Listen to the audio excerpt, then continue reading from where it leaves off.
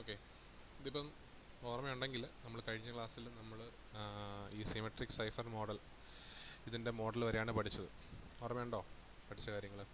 Plain text എന്താണെന്നും secret key എന്താണ്, cipher text എന്താണ്, അൽഗോരിതം എന്താണെന്നുള്ള നമ്മുടെ സിമെട്രിക് സൈഫർ മോഡലിൻ്റെ മോഡൽ വരെയാണ് നമ്മൾ കഴിഞ്ഞ ക്ലാസ്സിൽ പഠിച്ചത്. ഓർമ്മയുണ്ടോ ആർക്കെങ്കിലും എന്താണെന്ന്? ക്വസ്റ്റ്യൻ ചോദിക്കുന്നില്ല, എങ്കിലും ഓർമ്മയുണ്ടോ എന്ന് അറിഞ്ഞാൽ മതി.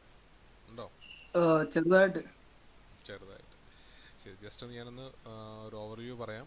നമ്മുടെ എൻക്രിപ്ഷൻ ചെയ്യുന്ന ഒരു സിംപ്ലിഫൈഡ് ആയിട്ടുള്ളൊരു മോഡലാണിത്. അതിൽ നമ്മൾക്ക് നമ്മുടെ കയ്യിലുള്ള ഇനിഷ്യൽ ഇൻപുട്ടിനെയാണ് നമ്മൾ പ്ലെയിൻ ടെക്സ്റ്റ് എന്ന് വിളിക്കുന്നത്. അതിന് നമുക്ക് അതേ ഫോർമാറ്റിൽ ട്രാൻസ്മിറ്റ് ചെയ്യാൻ പറ്റില്ല. തേർഡ് പാർട്ടിയിലെ ഹാക്കർക്ക് അത് ക്യാപ്ചർ ചെയ്താൽ ഇൻഫർമേഷൻ എടുക്കാൻ പറ്റും. അതുകൊണ്ട് തന്നെ വേറൊരു ഫോർമാറ്റിലേക്ക് മാറ്റിയാണ് നമ്മൾ അയക്കുന്നത്. മാറ്റിയ ഫോർമാറ്റിന് നമ്മൾ വിളിക്കുന്ന പേരാണ് സൈഫർ ടെക്സ്റ്റ്. ആ മാറ്റിയ ഫോർമാറ്റിന് നമ്മൾ വിളിക്കുന്ന പേരാണ് സൈഫർ ടെക്സ്റ്റ്.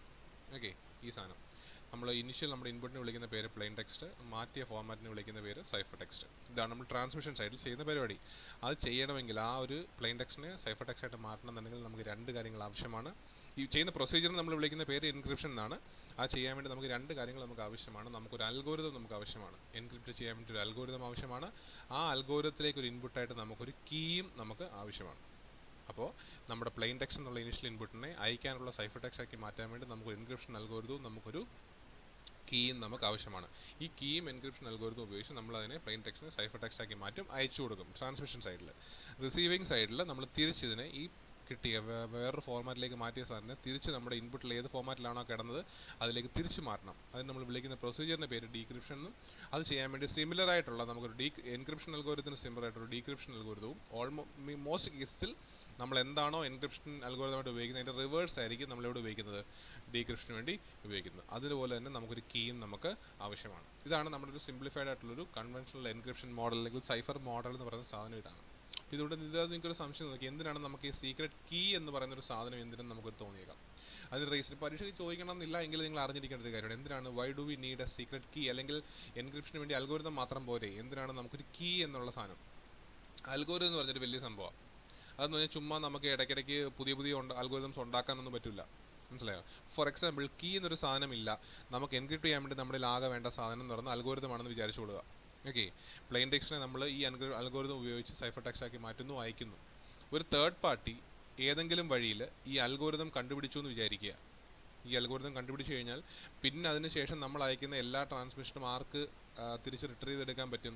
ഈ ഹാക്കർക്ക് റിട്രീവ് ചെയ്തെടുക്കാൻ പറ്റും, തേർഡ് പാർട്ടിക്ക് റിട്രീവ് ചെയ്തെടുക്കാൻ പറ്റും. ശരിയല്ലേ? അത് അങ്ങനെ എടുക്കാതിരിക്കണമെങ്കിൽ നമ്മൾ എന്ത് ചെയ്യണം? നമ്മൾ ഈ അൽഗോരിതം മാറ്റണം. അങ്ങനെ ഓരോ തവണയും ഒരു ഹാക്കറോ അല്ലെങ്കിൽ ഒരു തേർഡ് പാർട്ടിയോ നമ്മുടെ ഈ അൽഗോരിതം കണ്ടുപിടിച്ച് കഴിയുമ്പോൾ പുതിയ അൽഗോരിതം ഉണ്ടാക്കുക എന്ന് പറയുന്നത് ഫിസിക്കലി ഇമ്പോസിബിൾ ആയിട്ടുള്ളൊരു ടാസ്ക്കാണ്. അതുകൊണ്ട് തന്നെ നമ്മൾ കീ എന്നൊരു കൺസെപ്റ്റ് നമ്മൾ ഇൻട്രൊഡ്യൂസ് ചെയ്യും. അതായത് എൻക്രിപ്ഷന് വേണ്ടി അൽഗോരിതം മാത്രം പോരാ, ഒരു കീയും വേണം. ചുരുക്കം പറഞ്ഞാൽ അൽഗോരിതം എല്ലാവർക്കും അറിയാവുന്ന രീതിയിലായിരിക്കും, പബ്ലിക്കലി അവൈലബിൾ ആയിട്ടുള്ള രീതിയിലായിരിക്കും അൽഗോരിതം കൊടുക്കുന്നത്. കീ മാത്രമാണ് സീക്രട്ടായിട്ട് നമ്മൾ വെക്കുന്നത്. അതിൻ്റെ ഗുണമെന്ന് പറഞ്ഞാൽ, ഫോർ എക്സാമ്പിൾ, സീക്രട്ട് ആയിട്ടുള്ളത് കീ മാത്രമല്ലേ. ഇടയ്ക്കുള്ള ഹാക്കർ അല്ലെങ്കിൽ തേർഡ് പാർട്ടി ഈ കീ കണ്ടുപിടിച്ചാൽ തന്നെ നമുക്ക് വീണ്ടും എന്ത് മാറ്റേണ്ട ആവശ്യമില്ല, അൽഗോരിതം മാറ്റേണ്ട ആവശ്യമില്ല. എന്ത് മാത്രം മാറ്റിയാൽ മതി? അടുത്ത ട്രാൻസ്മിഷനിൽ കീ മാത്രം മാറ്റിയാൽ മതി. അപ്പോൾ നമുക്ക് എന്താ ഗുണം? ഇടയ്ക്കിടയ്ക്ക് പുതിയ അൽഗോരിതം ഉണ്ടാക്കുന്ന കേസ് നമുക്ക്, അല്ലെങ്കിൽ ആ ഒരു ബുദ്ധിമുട്ട് നമുക്ക് ഒഴിവാക്കാൻ പറ്റും. അതിന് വേണ്ടിയിട്ടാണ് നമ്മൾ കീ എന്നൊരു കൺസെപ്റ്റ് നമ്മൾ കൊണ്ടുവന്നിരിക്കുന്നത്. ഇതാണ് ഒരു സിമെട്രിക് ആയിട്ടുള്ള അൽഗോരിതം. ഞാൻ പറഞ്ഞു കഴിഞ്ഞ ക്ലാസ്സിൽ പറഞ്ഞതെന്നാണ്, എങ്കിലും ഞാൻ ജസ്റ്റ് ഒരു ഇൻട്രൊഡക്ഷൻ നിങ്ങൾക്ക് പറഞ്ഞു തന്നേ ഉള്ളൂ. ഇത് ഈ ഡയഗ്രമാണ് കഴിഞ്ഞ ദിവസം കാണിച്ച് ഞാൻ പറഞ്ഞു തന്നത്. അപ്പോൾ അതിനകത്ത് അതിൻ്റെ ഒരു എന്താ പറയുക, ഇക്വേഷനായിട്ട് നമ്മൾ ഈ സാധനത്തിനെ പറയുകയാണെന്നുണ്ടെങ്കിൽ, അല്ലെങ്കിൽ ഇതിൻ്റെ ഒരു എന്താ പറയുക, ജസ്റ്റ് ഒരു ഇക്വേഷൻ ഞാൻ പറയുന്നതിൽ ഒരു ഫോർമുല പോലെ നമ്മൾ അതിനെ എഴുതുവാണെങ്കിൽ, നമുക്ക് മെസ്സേജ് സോഴ്സിൽ നിന്ന് വരുന്ന പ്ലെയിൻ ടെക്സ്റ്റിനെ എക്സ് എന്നും എൻക്രിപ്റ്റ് ചെയ്ത് കഴിഞ്ഞ് കിട്ടിയ സാധനത്തിനെ വൈ എന്നും, നമ്മുടെ എൻക്രിപ്ഷൻ അൽഗോരിതത്തിൻ്റെ ഔട്ട്പുട്ടാണ് നമ്മൾ എൻക്രിപ്റ്റ് ചെയ്ത് കഴിഞ്ഞുള്ള ഔട്ട്പുട്ട്, അതിന് വൈ എന്നും കൊടുക്കുകയാണെങ്കിൽ, നമ്മൾ അതിനുവേണ്ടി ഉപയോഗിക്കുന്ന അൽഗോരിതം കീ കെ ആണെങ്കിൽ നമ്മൾ അതിനെ Y cipher text is equal to എങ്ങനെ എഴുതാം? എക്സിനെ കെ ഉപയോഗിച്ച് എൻക്രിപ്റ്റ് ചെയ്യുന്ന സാധനമാണ് വൈ. ശരിയല്ലേ? അതുകൊണ്ടാണ് ഇവിടെ നമ്മൾ എന്ത് ഇക്വേഷൻ ഇരിക്കുന്നത്? Y is equal to encrypted, അതിനാണ് ഇ കൊടുത്തേക്കുന്നത്. ബ്രാക്കറ്റിൽ എന്താണ്? എക്സ് ആണ് പ്ലെയിൻ ടെക്സ്റ്റ്, എക്സിനെയാണ് നമ്മൾ എൻക്രിപ്റ്റ് ചെയ്യുന്നത് യൂസിങ് എന്താണ്? K. Y is equal to encrypted model of X using K. ഇതാണ് അതിൻ്റെ ഇക്വേഷൻ, ഈ വൈഡ് ഇക്വേഷൻ. അങ്ങനെ ആണെങ്കിൽ എക്സ് തിരിച്ച് റിസീവർ സൈഡിലുള്ള എക്സ് എന്തായിരിക്കും? എക്സിനെ അല്ലെങ്കിൽ വൈയെ ഇതേ കീ ഉപയോഗിച്ച് ഡീക്രിപ്റ്റ് ചെയ്ത് കിട്ടുന്ന സാധനമാണ് എന്ത്, എക്സ്. അങ്ങനെയാണ് അതിൻ്റെ ഇക്വേഷൻ എങ്ങനെ എഴുതാൻ പറ്റും? X is equal to decrypted model of Y using K. മനസ്സിലാവുന്നുണ്ടോ? ഈ രണ്ട് ഇക്വേഷൻ ഇത് നമുക്ക് പരീക്ഷയിൽ നിങ്ങൾക്ക് എഴുതേണ്ടി വരും. കൺവെൻഷൻ മോഡൽ എഴുതുമ്പോൾ അതിനകത്ത് വരേണ്ടി വരും. എന്തൊക്കെയാണ്? വൈ നമ്മുടെ cipher text is equal to encrypted model of എന്താണ്, X with using the key K. അതേസമയം തിരിച്ച് സൈഫർ ടെക്സ്റ്റിൻ്റെ കേസിൽ തിരിച്ച് കണ്ടുപിടിക്കുന്നത് എങ്ങനെയാണ്? എക്സ് നമ്മുടെ പ്ലെയിൻ ടെക്സ്റ്റ് റിസീവർ സൈഡിൽ X is equal to D അല്ലെങ്കിൽ ഡീക്രിപ്റ്റഡ് മോഡൽ ഓഫ് വൈ എന്ത് ഉപയോഗിച്ചാൽ, കീ ഏത് ഉപയോഗിച്ചാൽ, കെ ഉപയോഗിച്ചു. മനസ്സിലാവുന്നുണ്ടോ? ഇതാണ് നമ്മുടെ ഒരു ഫോർമുലായിട്ട് അല്ലെങ്കിൽ ഇതിനെ ഇക്വേഷനായിട്ട് നിങ്ങൾ എഴുതുവാണെങ്കിൽ ചെയ്യേണ്ട കാര്യം. ഇനി ഈ ക്രിപ്റ്റ് അനലിസ്റ്റ് എന്ന് പറയുന്ന ഒരു ബ്ലോക്ക് ഇവിടെ നിങ്ങൾ കണ്ടോ? ക്രിപ്റ്റ് അനലിസ്റ്റ് എന്ന് പറഞ്ഞാലാണ് ഹാക്കർ അല്ലെങ്കിൽ തേർഡ് പാർട്ടി നമ്മുടെ ഈ പോകുന്ന ട്രാൻസ്മിഷൻ ഇടയ്ക്ക് ഒന്ന് ടാപ്പ് ചെയ്ത് ഡേറ്റയൊക്കെ എടുക്കാൻ ശ്രമിക്കുന്ന ആളാണ് ക്രിപ്റ്റ് അനലിസ്റ്റ് അല്ലെങ്കിൽ ഹാക്കർ എന്ന് പറഞ്ഞ ആൾ. അയാൾക്ക് കിട്ടുന്ന വാല്യൂ എന്തുവാണ്, അല്ലെങ്കിൽ കിട്ടുന്ന ഡേറ്റ എന്തുവാണ്? വൈ ആണ്, സൈഫർ ടെക്സ്റ്റാണ്. അയാളുടെ ജോലി എന്ന് പറഞ്ഞാൽ ഈ കിട്ടിയ വൈ അഥവാ സൈഫർ ടെക്സ്റ്റിനകത്തുനിന്ന് ഈ എക്സിനെയോ ഈ കെയെയും കണ്ടുപിടിക്കുക എന്നുള്ളതാണ് ആരുടെ ജോലി? ഈ ഹാക്കറുടെ ജോലി. അതായത് നമ്മുടെ പ്ലെയിൻ ടെക്സ്റ്റിനെയും നമ്മുടെ കീയെയും കണ്ടുപിടിക്കുക. പ്ലെയിൻ ടെക്സ്റ്റിനെ കിട്ടിയില്ലെങ്കിലും കീ എങ്കിലും കണ്ടുപിടിക്കുക എന്നുള്ളതാണ് ആരുടെ മെയിൻ ജോലി എന്ന് പറയുന്നത്? ഈ സ്ക്രിപ്റ്റ് അനലിസ്റ്റിൻ്റെ ജോലി. പക്ഷേ യൂഷ്വൽ കേസിൽ അയാൾക്ക് എന്ത് കിട്ടാറില്ല?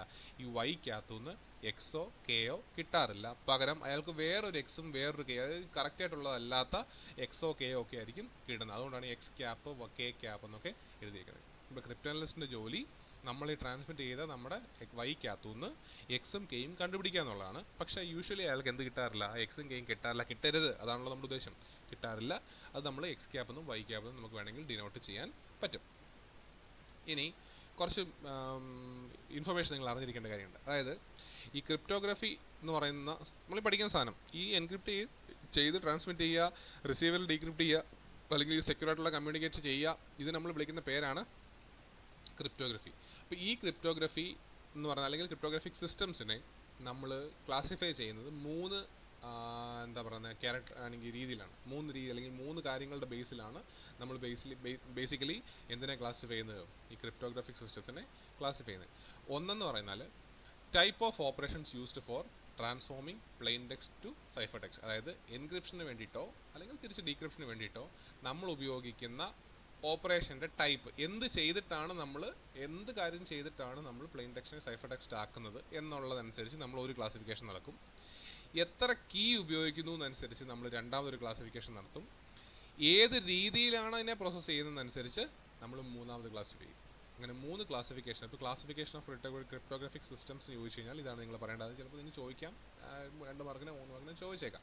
എനിവേ ചോദിക്കുകയാണെങ്കിൽ നിങ്ങൾ മൂന്നായിട്ടാണ് ക്ലാസിഫൈ ചെയ്യുന്നത്. ഒന്ന് ടൈപ്പ് ഓഫ് ഓപ്പറേഷനെ ബേസ് ചെയ്ത്, നമ്പർ ഓഫ് കീയെ യൂസ് ചെയ്ത് രണ്ടാമത്തത്, മൂന്നാമത് the way in which the plain text is processed. മൂന്നും ഞാൻ ജസ്റ്റ് ഒന്ന് പറഞ്ഞുതരാം. ഒന്ന് type of operations used for converting plain text to അല്ലെങ്കിൽ transforming plain text to cipher text അല്ലെങ്കിൽ എൻക്രിപ്ഷന് വേണ്ടി ഉപയോഗിക്കുന്ന ടൈപ്പ് ഓഫ് ഓപ്പറേഷൻ. ശ്രദ്ധിക്കുക, 2 ഓപ്പറേഷൻസ് ആണ് നമ്മൾ ഉപയോഗിക്കുന്നത്. പ്ലെയിൻ ടെക്സ്റ്റിനെ സൈഫർ ടെക്സ്റ്റ് ആക്കാൻ വേണ്ടി നമ്മൾ 2 ഓപ്പറേഷൻസ് ആണ് ഉപയോഗിക്കുന്നത്. സബ്സ്റ്റിറ്റ്യൂഷനും അതുപോലെ ട്രാൻസ്പൊസിഷനും. സബ്സ്റ്റിറ്റ്യൂഷനും അതുപോലെ ട്രാൻസ്പൊസിഷൻ. ഇവിടെ എഴുതിയിട്ടുണ്ട്, ഞാൻ എന്ത് ചെയ്യും? സബ്സ്റ്റിറ്റ്യൂഷൻ ഉണ്ട് ഒരെണ്ണം, വേറൊരെണ്ണം എന്ന് പറയുന്നത് ട്രാൻസ്പൊസിഷൻ.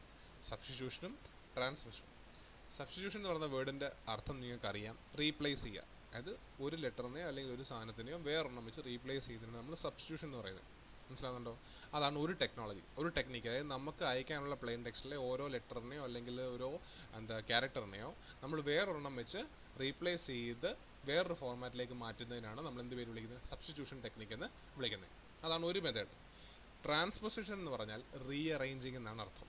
ട്രാൻസ്പൊസിഷൻ എന്ന് പറഞ്ഞാൽ റീഅറേഞ്ചിങ് ആണെന്ന് അർത്ഥം. എന്ന് പറഞ്ഞാൽ എനിക്കുള്ള, ഫോർ എക്സാമ്പിൾ, എൻ്റെ ബിജിൻ എന്നുള്ള വേർഡാണെങ്കിൽ BIJEN എന്നുള്ള വേർഡിനെയാണ് ഞാൻ അല്ലെങ്കിൽ വേറൊരു ഫോർമാറ്റിലേക്ക് മാറ്റാൻ ഉദ്ദേശിക്കുന്നതെങ്കിൽ ഞാൻ ട്രാൻസ്പൊസിഷൻ ടെക്നിക്കാണ് ഉപയോഗിക്കുന്നതെങ്കിൽ എനിക്ക് B ഉണ്ട്, I ഉണ്ട്, J ഉണ്ട്, I ഉണ്ട്, N ഉണ്ട്. ഈ ലെറ്റേഴ്സിന് എനിക്ക് റീഅറേഞ്ച് ചെയ്യാം. 4ാമത് കിടക്കുന്നതിനെ ആദ്യം ഇടാം, 1ാമത് കിടക്കുന്നതിനെ 3ാമത് ഇടാം, 2 കിടക്കുന്നതിന് 5ാമത് ഇടാം. ഇങ്ങനെ അങ്ങോട്ടും ഇങ്ങോട്ടും പൊസിഷൻ റീഅറേഞ്ച് ചെയ്യുന്നതിനാണ് ട്രാൻസ്പൊസിഷൻ ടെക്നിക്ക് എന്ന് വിളിക്കുന്നത്. അങ്ങോട്ടും ഇങ്ങോട്ടും മാറ്റിയാലും ചിലപ്പം എൻ്റെ, ഫോർ എക്സാമ്പിൾ, എൻ്റെ BIJEN എന്നുള്ളതിനകത്തെ IIJBN എന്നായിട്ട് ഞാൻ റീഅറേഞ്ച് ചെയ്താൽ പെട്ടെന്ന് കണ്ടാൽ ഒരാൾക്ക് ബിജിൻ എന്നാണെന്ന് വായിക്കാൻ പറ്റണമെന്ന് നിർബന്ധമില്ല. ഈ ഒരു ടെക്നിക്കിനാണ്. അപ്പോൾ നമ്മൾ വേറൊരു ഫോർമാറ്റിലേക്ക് മാറ്റി. ആ മാറ്റിയ ഫോർമാറ്റ് എന്ന് പറയുന്ന സാധനമാണ് എന്തുവാണ്? നമ്മുടെ ഇത് എന്താണ്? For example cipher text.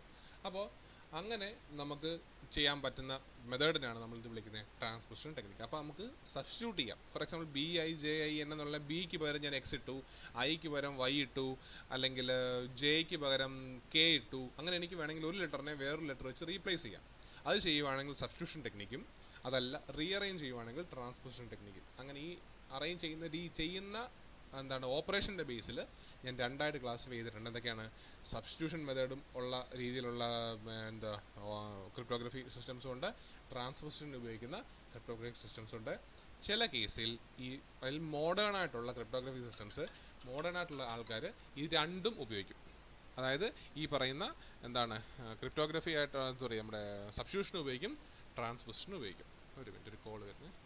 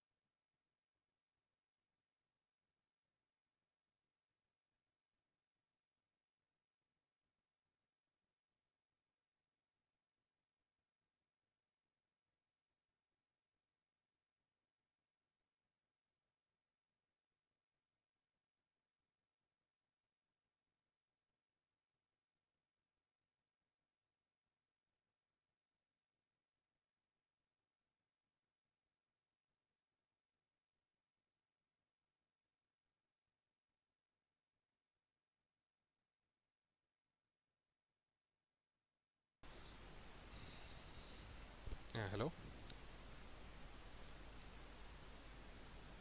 Hello കേൾക്കാമോ? കേൾക്കാം സാർ. ശരി. അപ്പോൾ അതാണ് ഒരു ടൈപ്പ് ഓഫ് ക്യാരക്ടർ നമ്മൾ ക്ലാസിഫിക്കേഷൻ. രണ്ടാമത്തെന്ന് പറഞ്ഞാൽ നമ്പർ ഓഫ് കീ യൂസ്ഡ്. രണ്ട് ടൈപ്പ് ഓഫ് ഉണ്ട്. അതായത് നിങ്ങളത് പഠിക്കുന്നേ ഉള്ളൂ, ഇപ്പോൾ നിങ്ങൾ ജസ്റ്റ് മനസ്സിലാക്കിയിരുന്നാൽ മതി. അതായത് നമുക്ക് രണ്ട് ടൈപ്പ് ഓഫ് ക്രിപ്റ്റോഗ്രാഫിക് സിസ്റ്റംസ് നമുക്ക് അവൈലബിൾ ആണ്. ഒരു കീ ഉപയോഗിച്ചുള്ള ക്രിപ്റ്റോഗ്രാഫിക് സിസ്റ്റംസ് അവൈലബിൾ ആണ്, രണ്ട് കീ ഉപയോഗിച്ചുള്ള ക്രിപ്റ്റോഗ്രാഫിക് സിസ്റ്റംസ് അവൈലബിൾ ആണ്. അതായത് നമ്മൾ നേരത്തെ ഈ ഒരു മോഡൽ കണ്ടില്ലേ, ഈ ഒരു മോഡൽ കണ്ടപ്പോൾ നമ്മൾ ഒരു കീ സോഴ്സും ആ കീ സോഴ്സിൽ നിന്നുള്ള കീ അഥവാ കെ അത് തന്നെയാണ് എൻക്രിപ്ഷന് വേണ്ടിയും ഉപയോഗിക്കുന്നത്, ഡീക്രിപ്ഷന് വേണ്ടി ഉപയോഗിക്കുന്നത്. എൻക്രിപ്ഷന് വേണ്ടി ഉപയോഗിക്കുന്ന അതേ കീ തന്നെയാണ് ഡീക്രിപ്ഷന് വേണ്ടിയിട്ട് ഉപയോഗിക്കുന്നത്, സെയിം സോഴ്സിൽ നിന്ന്. വിച്ച് മീൻസ് നമ്മുടെ ഈ എൻറ്റയർ സിസ്റ്റത്തിൽ നമുക്ക് എത്ര നമ്പർ ഓഫ് കീസ് മാത്രമേ ഉള്ളൂ? ഒറ്റ കീ മാത്രമേ ഉള്ളൂ. ആ കീ ആണ് എൻക്രിപ്ഷന് വേണ്ടിയിട്ടും ഡീക്രിപ്ഷന് വേണ്ടി ഉപയോഗിക്കുന്നത്. മനസ്സിലായല്ലോ? വേറൊരു ഇത് ഒരു പർട്ടിക്കുലർ ടൈപ്പ് ഓഫ് ക്രിപ്റ്റോഗ്രാഫിക് സിസ്റ്റമാണ്. ഇതിനെ സിംഗിൾ കീ എന്നോ അല്ലെങ്കിൽ പ്രൈവറ്റ് കീ എന്നോ സീക്രട്ട് കീ സിസ്റ്റം എന്നൊക്കെ വിളിക്കാറുണ്ട്. ഇത് കൂടാതെ വേറൊരു ടൈപ്പ് ഓഫ് ക്രിപ്റ്റോഗ്രാഫിക് സിസ്റ്റം ഉണ്ട്. അതായത് എൻക്രിപ്ഷന് വേണ്ടി ഉപയോഗിക്കുന്ന അൽഗോരിതം അല്ല ഡീക്രിപ്ഷന് വേണ്ടി ഉപയോഗിക്കുന്നത്. എൻക്രിപ്ഷന് വേണ്ടി ഉപയോഗിക്കുന്ന ഒരു അൽഗോരിതം, ഒരു കീ, ഡീക്രിപ്ഷന് വേണ്ടി ഉപയോഗിക്കുന്ന വേറൊരു കീ, അങ്ങനെ ടോട്ടലി രണ്ട് കീ നമ്മൾ ഉപയോഗിക്കുന്ന സിസ്റ്റംസ് നമുക്ക് അവൈലബിൾ ആണ്. മനസ്സിലാകുമല്ലോ? അതിനെ നമ്മൾ ഡബിൾ കീ എന്നോ അല്ലെങ്കിൽ private key public key crypto system എന്നൊക്കെ പറഞ്ഞ് ഉപയോഗിക്കാറുണ്ട് അല്ലെങ്കിൽ വിളിക്കാറുണ്ട്. ചുരുക്കം പറയുകയാണെങ്കിൽ ഒരു കീ ഉപയോഗിക്കുന്ന ക്രിപ്റ്റോഗ്രാഫിക് സിസ്റ്റംസ് ഉണ്ട്, രണ്ട് കീ ഉപയോഗിക്കുന്ന ക്രിപ്റ്റോഗ്രാഫിക് സിസ്റ്റംസ് ഉണ്ട്. അപ്പോൾ അതിനെ ബേസ് ചെയ്ത് ഒരു കീ ആണോ രണ്ട് കീ ആണോ ഉപയോഗിക്കുന്നതിനെ ബേസ് ചെയ്ത് നമ്മൾ എന്ത് ചെയ്യാറുണ്ട്? ഇതിനെ ക്ലാസിഫൈ ചെയ്യാറുണ്ട്. സിംഗിൾ കീ എന്നുള്ളതുണ്ട്, ഡിഫറെൻറ്റ് കീ എന്നുള്ള രീതിയിലുണ്ട്, അതിന് പല പേരിൽ വിളിക്കാറുണ്ട്. 2 കീ, പബ്ലിക് കീ എന്നൊക്കെ വിളിക്കാറുണ്ട്. അതാണ് രണ്ടാമത്തെ ക്ലാസിഫിക്കേഷൻ. മൂന്നാമത്തെന്ന് പറഞ്ഞാൽ എങ്ങനെയാണ് ഈ പ്ലെയിൻ ടെക്സ്റ്റിനെ പ്രോസസ്സ് ചെയ്യുന്നത്. ഫോർ എക്സാമ്പിൾ, എൻ്റെ നേരത്തെ പേര് ഞാൻ പറഞ്ഞിരുന്നു, BIJE എന്നുള്ള എൻ്റെ ബിജിൻ എന്നുള്ള എൻ്റെ പേര്. ആ ബിജിൻ എന്നുള്ള പേരിനെ എങ്ങനെയാണ് ഇവർ പ്രോസസ്സ് ചെയ്യുന്നത്? വേണമെങ്കിൽ എനിക്ക് ബിജിൻ എന്നുള്ള അല്ലെങ്കിൽ ആ ഒരു വേർഡിൻ്റെ 5 ലെറ്ററിനെയും BIJE 5 ലെറ്ററിനെയും ഒരുമിച്ച് പ്രോസസ്സ് ചെയ്യാം. വേണമെങ്കിൽ 5 ലെറ്ററിനെയും ഒരുമിച്ച് പ്രോസസ്സ് ചെയ്ത് ഒരുമിച്ച് സൈഫർ ടെക്സ്റ്റ് ആക്കി കൺവേർട്ട് ചെയ്യാൻ പറ്റും. അങ്ങനെ ചെയ്യുവാണെങ്കിൽ ഞാൻ ചെയ്യുന്നതെന്ന് പറഞ്ഞാൽ ഒരു ബ്ലോക്ക് ഓഫ് ഡേറ്റയാണ് ഒരുമിച്ചെടുക്കുന്നത്. ബിജിൻ എന്നുള്ള വാക്കിലെ 5 ലെറ്ററിനെ ബ്ലോക്ക് ഓഫ് ഡേറ്റ ആയിട്ട് ഒരുമിച്ചെടുത്ത് ആ ബ്ലോക്കിനെ മൊത്തത്തിൽ പ്രോസസ്സ് ചെയ്ത് ഔട്ട്പുട്ട് പ്രൊഡ്യൂസ് ചെയ്യുന്നതാണ് ഞാനിപ്പോൾ ചെയ്യുന്ന ഒരു എക്സാമ്പിളായിട്ട് പറഞ്ഞത്. അതുകൊണ്ട് അതിനെ നമുക്ക് ബ്ലോക്ക് സൈഫർ എന്ന് വിളിക്കാം. ഒരു ബ്ലോക്കായിട്ടാണ് ഡേറ്റയെ കൺവേർട്ട് ചെയ്യുന്നതെങ്കിൽ അതിനെ ബ്ലോക്ക് സൈഫർ എന്ന് എനിക്ക് വിളിക്കാം. ഇനി അതല്ല, എൻ്റെ ബിജിൻ എന്നുള്ള വേർഡിലെ ബി ഞാൻ ആദ്യം എടുത്തു, ബി എ പ്രോസസ്സ് ചെയ്തു, ഐ എടുത്തു, ഐ എ പ്രോസസ്സ് ചെയ്തു, ജെ എടുത്തു, ജെ എ പ്രോസസ്സ് ചെയ്തു, ഐ എടുത്തു, ഐ എ പ്രോസസ്സ് ചെയ്തു, എൻ എടുത്തു, എൻ എ പ്രോസസ്സ് ചെയ്തു. അങ്ങനെ ഓരോ ലെറ്ററിനെ 1 by 1 ആയിട്ട് എടുത്ത് പ്രോസസ്സ് ചെയ്യുവാണെങ്കിൽ അതിനെ ഞാൻ വിളിക്കുന്ന പേര് സ്ട്രീം സൈഫർ. മനസ്സിലായോ? ചുരുക്കം പറയുകയാണെങ്കിൽ എൻ്റെ ഉള്ള പ്ലെയിൻ ടെക്സ്റ്റിലെ ഡേറ്റയെ ബ്ലോക്കായിട്ട് കൺവേർട്ട് ചെയ്തിട്ട് ഒരുമിച്ചെടുത്ത് പ്രോസസ്സ് ചെയ്യുവാണെങ്കിൽ such type of ciphers can be called as block cipher. ഇനി അതല്ല, അതിനെ അല്ലെങ്കിൽ ഓരോ ക്യാരക്ടറിനെ 1 by 1 ആയിട്ട് എടുത്ത് ഒരെണ്ണം കഴിഞ്ഞെടുത്തത് എന്നുള്ള 1 by 1 ആയിട്ട് എടുത്ത് ചെയ്യുവാണെങ്കിൽ ആ ടൈപ്പ് ഓഫ് പ്രോസസ്സിങ് അല്ലെങ്കിൽ അങ്ങനെ പ്രോസസ്സ് ചെയ്യുന്ന സൈഫറിനെ നമുക്ക് എന്ത് പേര് വിളിക്കാം? സ്ട്രീം സൈഫർ എന്ന് വിളിക്കാം. അപ്പോൾ 2 ടൈപ്പ് ഓഫ് സൈഫർ ഉണ്ട് based on the way in which the plain text is processed. One is block cipher and രണ്ടാമത് ഈസ് സ്ട്രീം സൈഫർ. അപ്പോൾ 3 ക്ലാസിഫിക്കേഷൻസ് മനസ്സിലായോ? ടൈപ്പ് ഓഫ് ഓപ്പറേഷനെ ബേസ് ചെയ്ത് സബ്സ്റ്റിറ്റ്യൂഷനും ട്രാൻസ്പോസിഷനും, നമ്പർ ഓഫ് കീ ഉപയോഗിക്കുന്നതനുസരിച്ച് ഒരു കീ ഉള്ളതും 2 കീയും, അല്ലെങ്കിൽ പ്രൈവറ്റ് കീ, പബ്ലിക് കീ, പിന്നെ way in which plain text process അനുസരിച്ച് ബ്ലോക്ക് സൈഫറും സ്ട്രീം സൈഫറും. മനസ്സിലായോ? മനസ്സിലായി. ശരി. ഇനി ഇത്രയുമാണ് നമ്മുടെ എന്താ പറയുക ക്രിപ്റ്റോഗ്രാഫിക് സിസ്റ്റംസിൻ്റെ ക്ലാസിഫിക്കേഷൻ വരുന്നത്. ഇനി അടുത്ത് നിങ്ങൾ അറിഞ്ഞിരിക്കേണ്ട ഒരു കാര്യം, ഇത് ചിലപ്പോൾ ഷോർട്ട് നോട്ടായിട്ടൊക്കെ ചോദിക്കാവുന്നതാണ്. എന്താണ് ക്രിപ്റ്റ് അനാലിസിസ്? എന്താണ് ക്രിപ്റ്റ് അനാലിസിസ്? ഏറ്റവും ബേസിക്കായിട്ട് പറയുകയാണെങ്കിൽ ഹാക്കിംഗ്, അല്ലെങ്കിൽ ഇൻട്രൂഡിങ്, അല്ലെങ്കിൽ ഇടയ്ക്കൊന്ന് ഡേറ്റ അടിച്ചു പൊട്ടിക്കൊണ്ട് പോവുക, അല്ലെങ്കിൽ ഡേറ്റ എന്താ പറയുക ആക്സസ് ചെയ്യാൻ ശ്രമിക്കുക, അല്ലെങ്കിൽ ആക്സസ് ചെയ്യിപ്പിക്കുക, അല്ലെങ്കിൽ കീ കണ്ടുപിടിക്കുക, അൽഗോരിതത്തിനെ ബ്രേക്ക് ചെയ്യുക. ഇതൊക്കെയാണ് എന്ത്? Crypt analysis. അതായത് നമ്മൾ നേരത്തെ ഇതിനകത്ത് കണ്ടോ, ക്രിപ്റ്റ് അനലിസ്റ്റ്, ഹാക്കർ, ഇയാൾ ചെയ്യുന്ന പണിയാണ് ക്രിപ്റ്റ് അനാലിസിസ്. അത് 2 രീതിയിൽ ക്രിപ്റ്റ് അനാലിസിസ് അല്ലെങ്കിൽ ഈ ഒരു അറ്റാക്ക് നടക്കാറുണ്ട്. രണ്ടാണ് അതിൻ്റെ രീതികൾ. ഒന്ന്, നമ്മുടെ ഈ അൽഗോരിതത്തിനെയും ഈ കീയെയും ഇതിനെയൊക്കെ പഠിച്ച് ഇതിനകത്തുനിന്ന് വരുന്ന വൈയൊക്കെ അനലൈസ് ചെയ്ത് എക്സിനെയും കീയെയും കിട്ടാവുന്ന ഇൻഫർമേഷനെയൊക്കെ അനലൈസ് ചെയ്ത് അതിൽ നിന്ന് ഡിറ്റക്റ്റ് ചെയ്ത് നമ്മുടെ പ്ലെയിൻ ടെക്സ്റ്റും കീയും ഒക്കെ കണ്ടുപിടിക്കുന്ന രീതിയാണ് ഒന്നാമത്. അത് നമ്മൾ വിളിക്കുന്ന പേരാണ് ക്രിപ്റ്റ് അനാലിസിസ്. ഇനി അത് കണ്ടുപിടിക്കാൻ അത് വലിയ ബുദ്ധിമുട്ടുള്ള പണിയല്ലേ? അൽഗോരിതത്തിനെ ആക്സസ് ചെയ്യാൻ, അല്ലെങ്കിൽ അതിനെ അൽഗോരിതത്തിനെ പ്രോസസ്സ് ചെയ്യണം, അല്ലെങ്കിൽ കിട്ടിയാൽ നമുക്ക് സൈഫർ ടെക്സ്റ്റിനെ പ്രോസസ്സ് ചെയ്യണം, പഠിക്കണം, അതിനെ എന്തൊക്കെ രീതിയിൽ നോക്കാവുന്നൊക്കെ എല്ലാം അനലൈസ് ചെയ്ത് അവസാനം അതിൽ നിന്ന് കിട്ടാവുന്ന ഡേറ്റാസ് ഒക്കെ വെച്ചിട്ട് കണ്ടുപിടിച്ചെടുക്കുക എന്നുള്ളതാണ് ക്രിപ്റ്റ് അനാലിസിസ്. അത് കൂടാതെ വേറൊരു മെത്തേഡുണ്ട്, ബ്രൂട്ട് ഫോഴ്സ് അറ്റാക്ക്. കേട്ടിട്ടുണ്ടോ? ഈ ഒരു വാക്ക് കേട്ടിട്ടുണ്ടോ? ബ്രൂട്ട് ഫോഴ്സ് അറ്റാക്ക് ആരെങ്കിലും കേട്ടിട്ടുണ്ടോ? പലയിടത്തും നമുക്ക് പത്രത്തിലും പലയിടത്തും വരാറുള്ളൊരു ഇതാണ് ബ്രൂട്ട് ഫോഴ്സ് അറ്റാക്ക് എന്നൊരു സാധനം. കേട്ടിട്ടുണ്ടോ എവിടെയെങ്കിലും? ആരെങ്കിലും? ഇല്ല, പോട്ടെ. ഇപ്പം നിങ്ങൾ എല്ലാവരും ATM യൂസ് ചെയ്യുന്ന ആൾക്കാരാണ്, ഓക്കെ അല്ലേ? ഇപ്പം നിങ്ങൾക്ക് അറിയാം, നിങ്ങൾ ATM-ൽ പോയിട്ട് 4 ഡിജിറ്റാണ് നിങ്ങളുടെ പിൻ എന്ന് പറയുന്ന സാധനം.